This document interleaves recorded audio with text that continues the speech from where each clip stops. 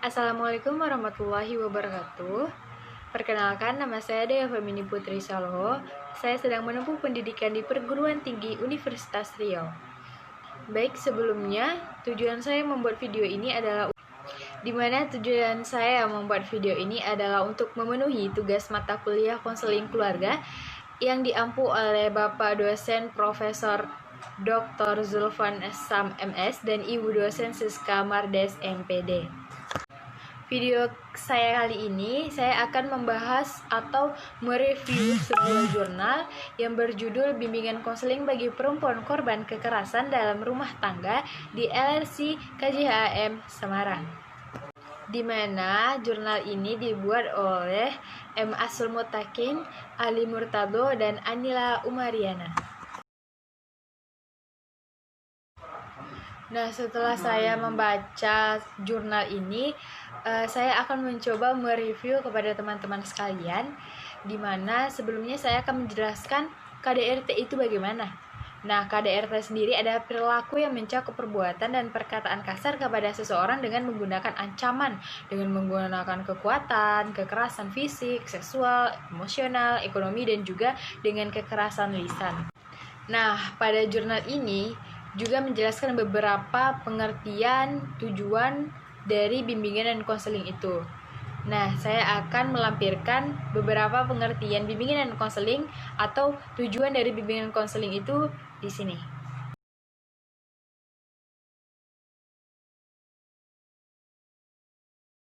Nah, ternyata tidak hanya dari pengertian bimbingan dan konseling atau dari tujuan bimbingan konseling saja, ternyata pada jurnal ini juga melampirkan beberapa pengertian KDRT dari berbagai sumber. Contohnya seperti ini. Nah, setelah saya membaca lagi lebih dalam tentang jurnal ini, di sini saya dapat mengetahui beberapa faktor yang menjadi penyebab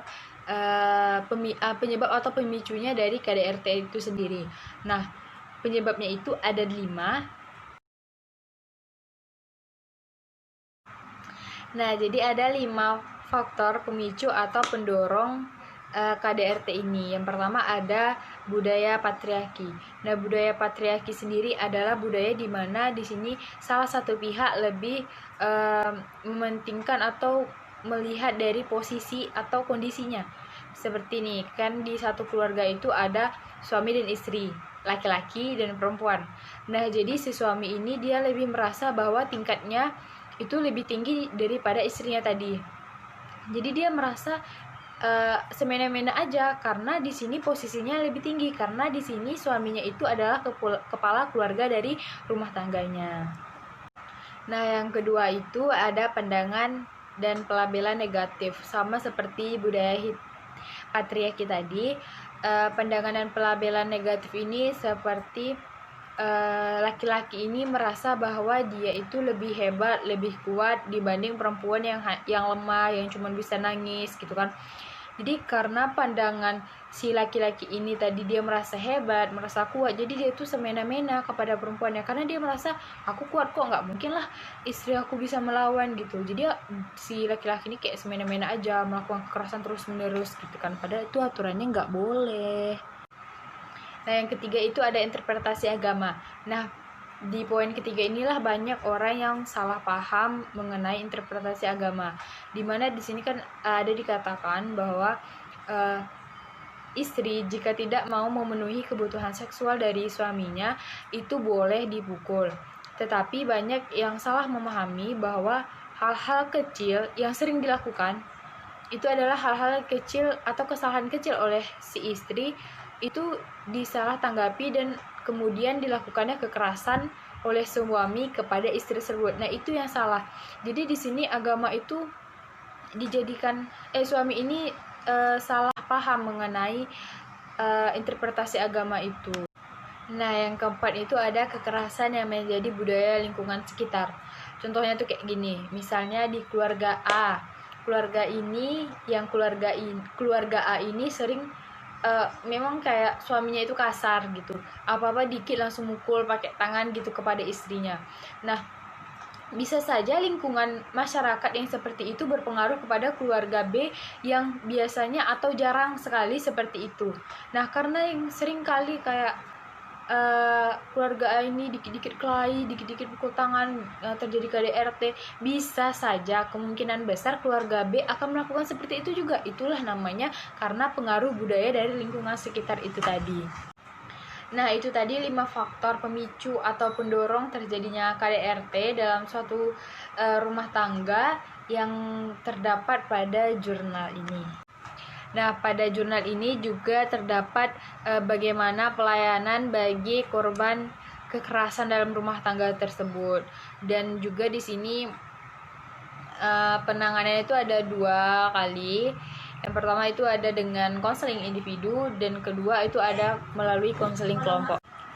Nah, dan juga penanganan kekerasan terhadap perempuan di LRSG KJHM lebih memfokuskan kepada pembelaan hak-hak perempuan. Nah, di mana juga program ini telah diadopsi kepada tingkat nasional dan dikoordinasi oleh Komnas Perempuan. Nah, tidak hanya itu, di jurnal ini juga terdapat program kerja dan mekanisme layanan bagi korban perempuan. Berikut.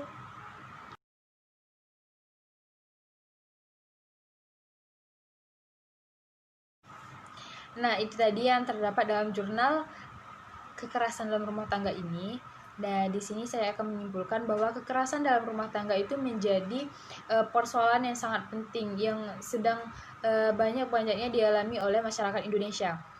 Nah, dengan terjadinya peristiwa kekerasan dalam rumah tangga ini bisa ditangani dengan dilakukannya layanan bimbingan dan konseling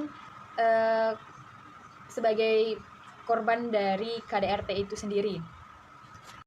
Nah, dapat kita ketahui bersama bahwa korban-korban yang mengalami kekerasan dalam rumah tangga ini mengalami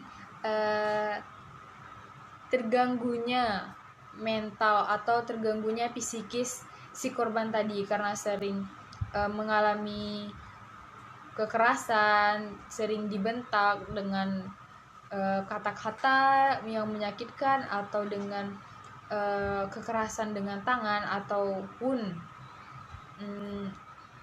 dengan perbuatan yang secara sadar dilakukan, itu akan si korban tadi akan mengalami gangguan psikisnya, baik dari psikis ataupun fisiknya pasti akan terganggu. Nah, dengan layanan bimbingan dan konseling ini setidaknya kami dapat membantu memulihkan yang tadinya terganggu oleh psikisnya tadi yang terganggu. Mungkin dengan layanan ini bisa kami ringankan. Apabila ada kekurangan kata atau kesilapan kata yang saya ucapkan saat mereview jurnal tadi, saya mohon maaf.